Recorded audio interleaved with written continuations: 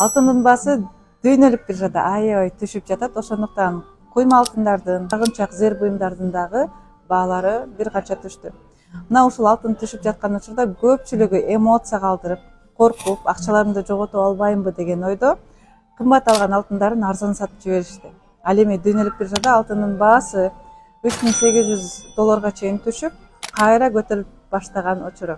Ал эми акылдуу инвесторлор мына ушул жерде эмоциясын башкарып, алтындарын саткандын ордуна үстүнө кошуп кайра алтын алып жатышты. Менин окуучуларым дагы мына ушундай мүмкүнчүлүктөрдү колдонуп, алтындар түшүп жаткан учурда алып коюшту. Ал эми жылдын аягында же болбосо 2027-жылдын башында бул алтындардын баасы мурунку чыккан пиктеги баасына кайра чыгат деген прогноздор бар. Топтоп жаткан акчаңызды кантип, кандай жол менен көбөйтсөм болот деп билбей жаткан болсоңуз, консалтингге катталыңыз.